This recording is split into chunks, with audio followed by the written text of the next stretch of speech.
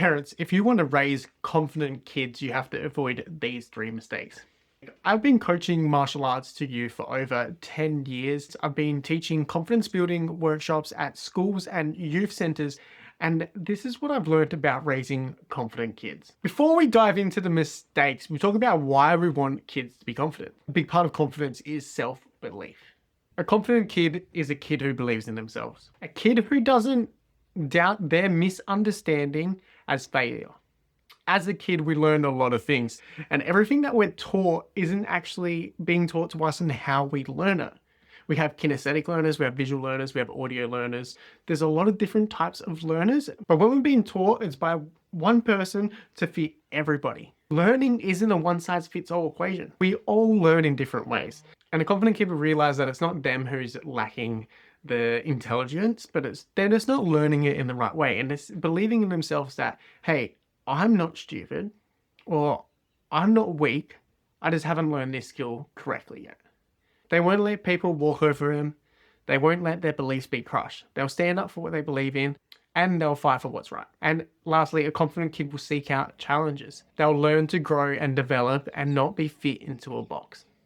Now, one of the first mistakes I've seen, not just from parents, but from kids themselves, is comparison. And kids develop this because it's a learned behavior. Sometimes as a parent, we want to use someone who's doing something successful as an example. Like, look how they're doing it.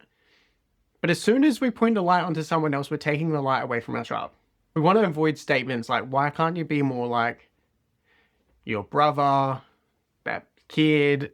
We want to avoid that because what's happening is we're not validating our kids' challenges. We're not saying to them that is difficult. You are right to be frustrated in this challenge. When we compare, we're saying you shouldn't be facing this challenge. It shouldn't be this hard.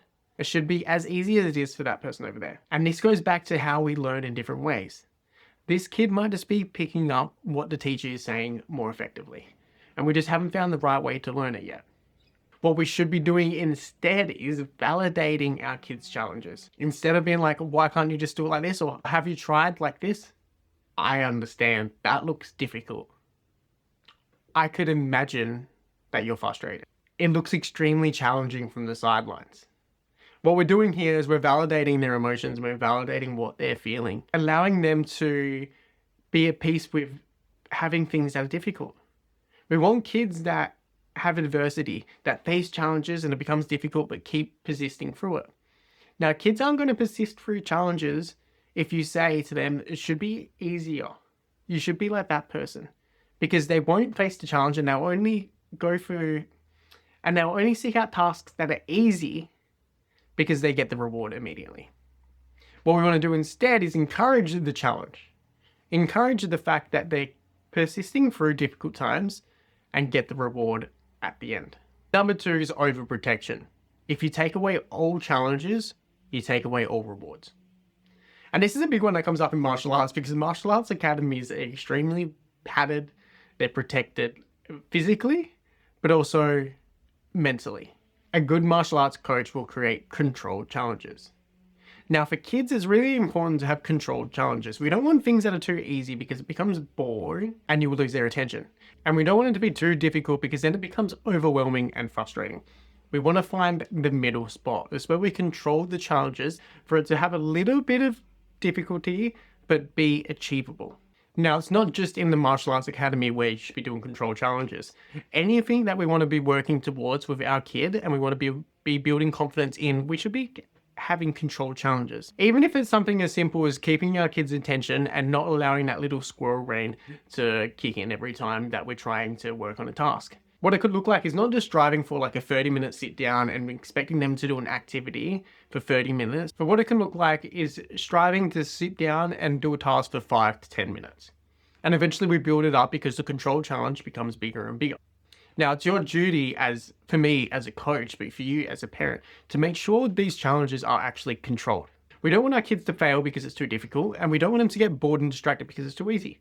We've got to find that middle ground. And it's the exact same for us when we're working.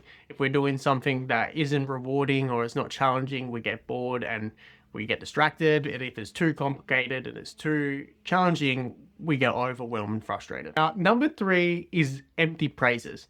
And I want to make sure I'm quite clear with this one. It's not praises in general, it's empty praises at the wrong time. And this is a difficult one. As a parent, we want to tell our kids that they're strong, that they're beautiful, that they're capable. And whilst that's really good, when it's connected to a challenge or connected to an activity, that can actually be quite detrimental for their confidence. And the reason why is because those statements are definitive statements. You are strong. You are beautiful. So what happens in the kid's brain? It's saying that I am, therefore I am. So if they have a bad day, well, I'm not, therefore I'm not. Even if you are strong or are beautiful, we have days where we don't feel like that. And if someone's telling you you are that, but you don't feel it, the emotion isn't validated. So what do we do instead? We compliment the effort. We want to give compliments like, wow, I can't believe how far you come with all your training. All that effort has started to really pay off. Compliments that acknowledge that the effort is what gave the reward. Then what happens in the child's mind is they start to realize that I get the reward and I get the gratification once the effort has been put in. It's not, I am, therefore I am, and I will always be. Because then when something's difficult and they feel like they're not, they're no longer going to strive hard because they realize that I'm not this immediately, so therefore I'm not going to become. But if we start to compliment effort, when they face a challenge, they think, I'm not right now, but if I put effort in, I will become capable. And don't get me wrong, look, I've got a young kid. He's only 6 months old, and I constantly find myself telling him that he's beautiful, that he's strong, that he's capable. But one thing that I found super interesting is the praise. When he hears that, there's not really much going on in his brain. Well, when we're doing an activity, and even at a young age, I've got control challenges going on. 2 things that we're currently working on is crawling and eating. From a crawling, the activity itself is too hard and it becomes difficult and frustrating. But him getting from the prone position to all fours is a good starting point. He can hold himself there. And when I celebrate, when I clap and I say, yeah, from that holding in the all fours position, he lights up. He giggles and he laughs, and then he drops back down to prone position and does it again. And then he gets another reward. I congratulate him. I'm clapping. And he knows that when he puts the effort, when he pops himself up, he gets the reward. As opposed to when I'm just like, you're so beautiful, you're so strong. And I'm not going to stop saying that. But I do notice the difference between when he puts the effort in and he gets the praise, he appreciates it. And that got me thinking about even us in our work, in our jobs. When we're doing a job and our boss says, oh yeah, you're a good worker, it's a nice compliment. But once you work hard at something, you meet deadlines, and then your boss appreciates that, it feels better. It makes you want to work harder next time.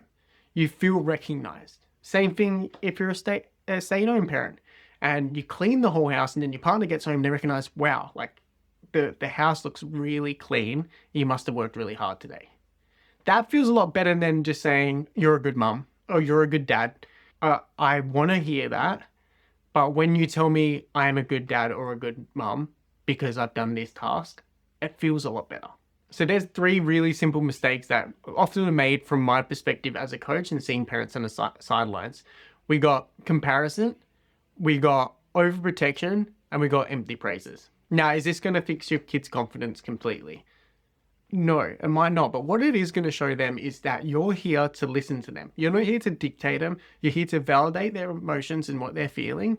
And that the process and the path to becoming confident is a long one, and it takes a lot of mistakes. There's a lot of challenges. But if we know that it's okay to fail, that failing and doing difficult things is a part of the journey, and then we get praises once we put effort in, not necessarily the reward. We always hear that it's not necessarily the destination, it's the journey. And that's the same with learning and the path to confidence.